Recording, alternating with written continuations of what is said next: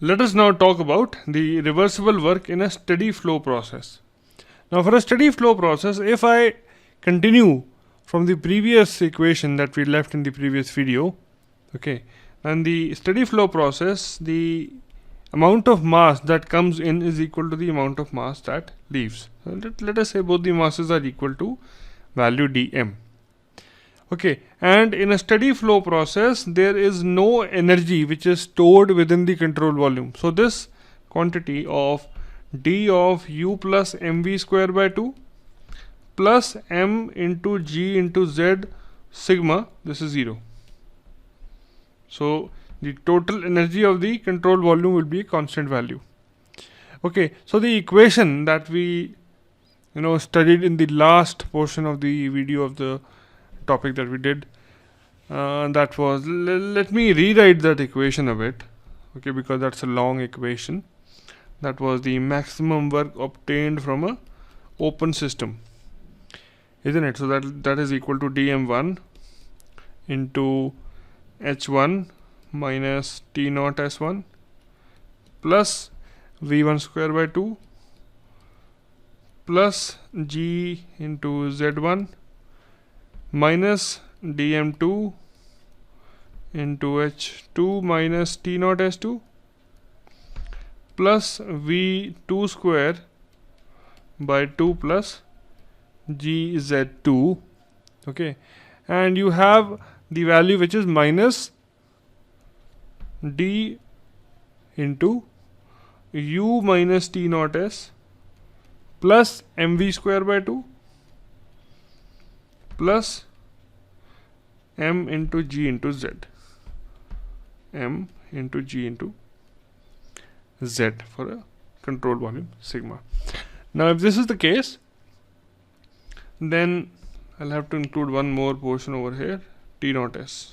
Okay, so because it's a steady flow process, this would become 0 and these two values would become same. So this equation reduces to dw max is equal to, you'll have dm into, okay, this portion minus this portion. So you'll have h1 minus t naught s1, okay, plus v1 square by 2 plus g into z1 minus h2 minus t naught s2 plus v2 square by 2 plus g into z2.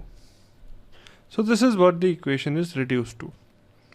Now this is for a very infinite amount of mass flow. Now for the total mass flow, this particular equation would now convert itself into, now this dw would change into w max, and this we can multiply inside the brackets. So all these values, small h1, small s1, okay, small h1 and small h2, these are, you can say, specific values per unit mass. So we will now multiply them with the mass.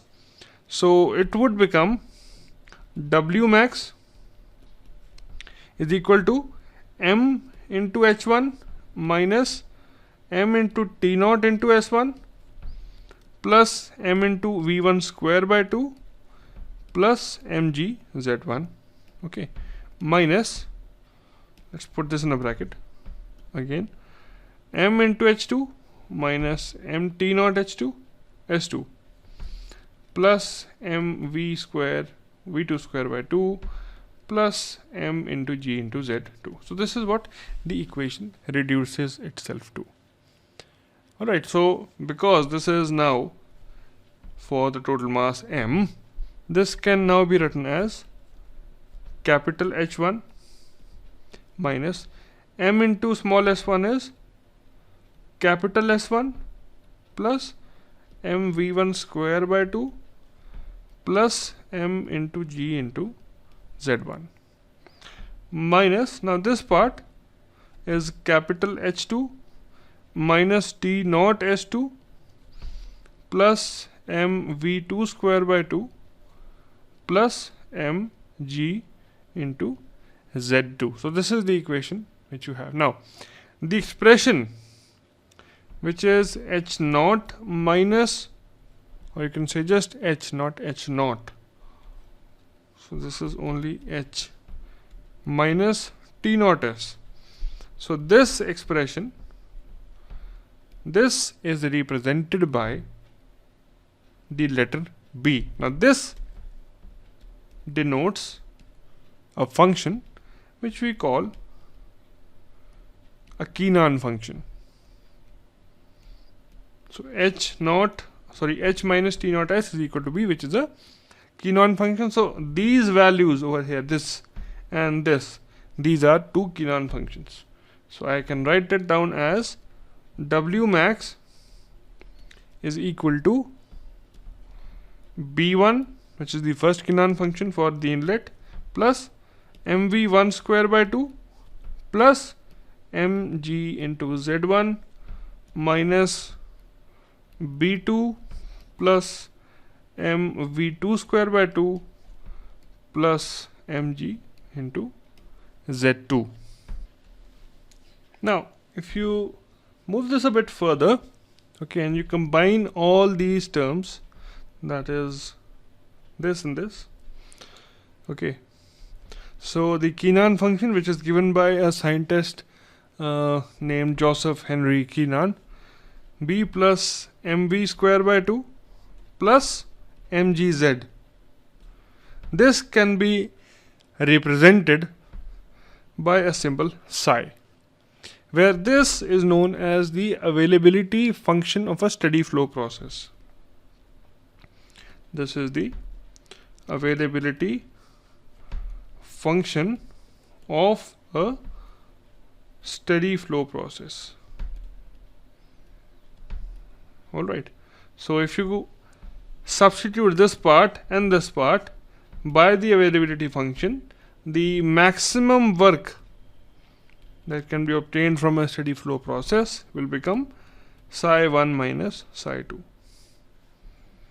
where the value of psi is b plus mv square by 2 plus mgz.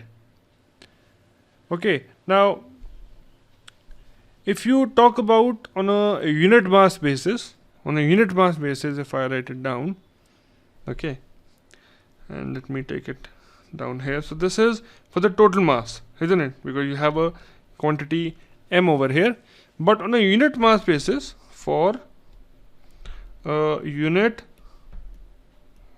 mass basis,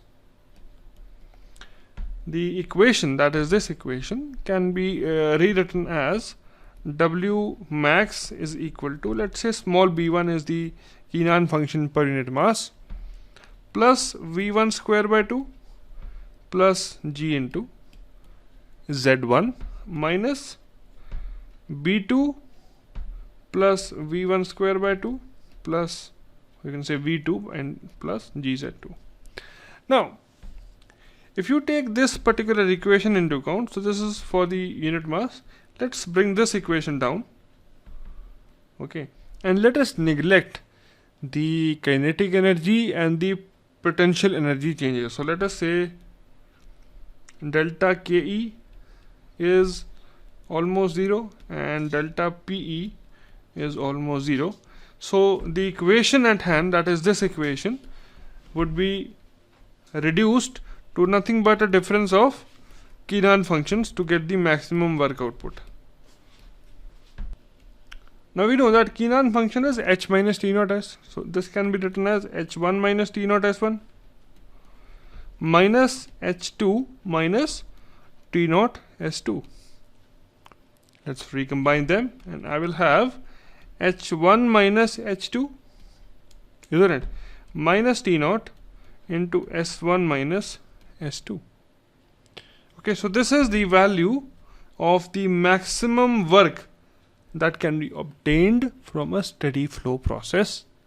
Now in the next video and the next analysis, let's talk about the reversible work in a closed system. So I hope you understood this video. So this is the expression worth noting down, which gives the maximum work in a steady flow process, and these functions, that is the availability function for a steady flow process, and the Keenan function. Okay, so I hope you understood this. Now let's move on to the next video.